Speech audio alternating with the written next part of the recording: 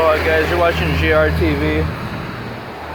Just trying to get some perspectives here for you. This is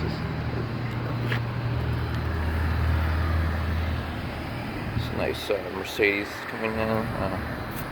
Here's the thing. Oh, it's a nice Bentley. Yeah,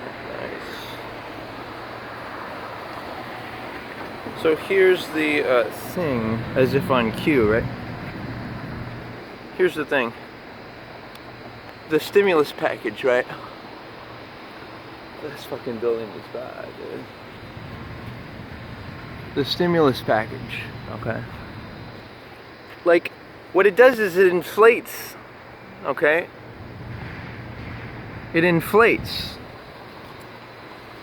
If all the money is given out, it's not, then it's just gonna make money, the price of things go higher. Like, as you may know, about 100 years ago, the dollar was worth like 10 times as much as it's now. And that's a problem if there's hyperinflation. So a person like me, for example, knowing that I can earn the income and that I have a low cost of living, like, money changes you unless you really, that's a nice Range Rover, man. Unless you really need it, like, I recommend against any types of stimulus packages. And maybe this will be like a test run, and then the next emergency, oh, wait till you guys see the next car. The next emergency is more like a, man, those fucking rims are bad, dude. Although the problem I have with these cars is these Range Rovers is they're all lowered. The height doesn't, on a car, everything has to be proportionate. Like, the wheels look great. The car, it's a nice matte black. Maybe I would do a two-tone, maybe like a silver on the hood or something. But it's too low, and it makes the car look disproportionate. But in any case, right, what I'm trying to suggest, okay, is that when you get things for free, it makes people think differently. It makes people think that, when somebody says, oh, you want to go to a movie for free? Yeah, sure. They don't think about it. You want to go to a restaurant for free? Yeah, sure. But nothing's free. Not only does it cost your time, but it may obligate you to more issues, and in the best case scenario, they just want your time. They might, which might, if you value your time, that's not good. But then they might want your body or your money or future business connections. So just be aware of people's ulterior motives, and they may not be a bad thing, but just be aware of them, right? So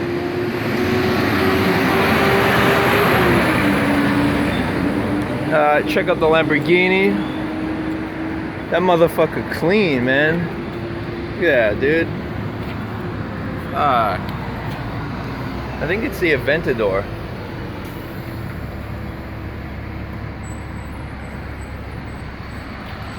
Let's see what we got here. Yeah, some bad motherfuckers, man. I think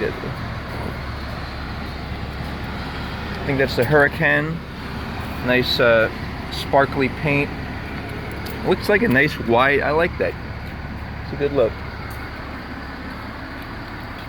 Maseratis.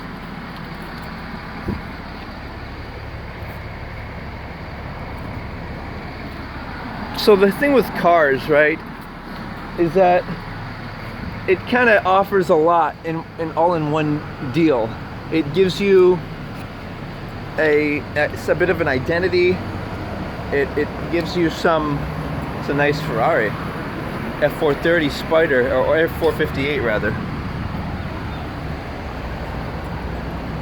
It gives you some sort of identity, and it's comfort. It's quiet. It looks cool. It can garner your attention, but all these things you can cultivate more easily in different areas of your life. Like, I'll give you an example.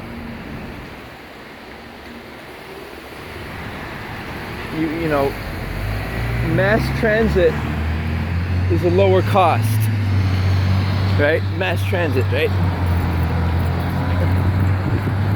And what else? It also it's like a less time, because it takes time to do all the insurance, the parking, the gas, the maintenance, all of that. I'm not trying to represent my opinions exactly, although they may come out. I'm trying to be objective and just look at it from a realistic analysis. Like I just did this video on maybe how objectification is bad, but then there's also good aspects to it. And like, here's another thing with vehicles. Like, some people think like if you buy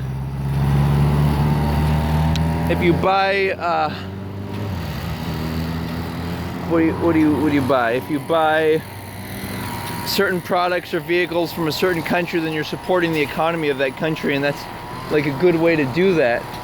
It is, but there are also good ways to support different economies. I'm just trying to bring unconscious thoughts to the open awareness. Like, you can get more attention by just dancing on the side of the street than owning a nice car, for example. But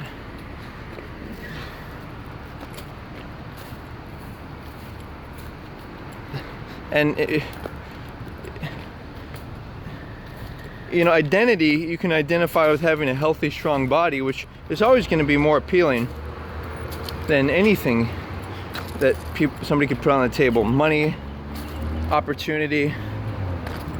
For some women, it's more important to have security.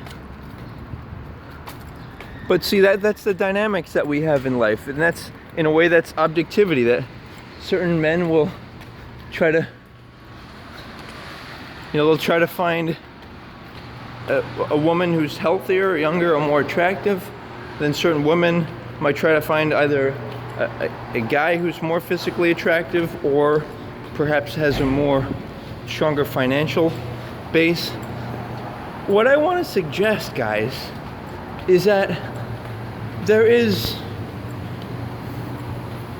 more, okay? There's a lot more when you step into the realm of real wealth and truth. And part of that is just thinking you're wealthy. If you think you're wealthy, you're going to be more selective about your mate selection.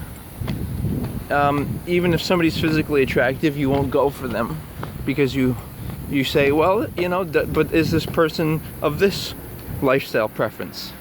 And if they're not, then you wouldn't want them, because that would be lust, not love. And it just, there are many different elements, and part of it is kind of plain to everything, and that's another thing. That's like a rich person's perspective, that they, instead of thinking that, oh, I can only have one thing because I only have this much money, they think of, well, how can I have many things? Like, for example, instead of going on a vacation once a year, maybe you could go once every 5 years, and it'd be more something to look forward to and anticipate. And then the other years you could either spread that money out doing different things, be it like restaurants, clothing, cars, or what other luxurious experiences.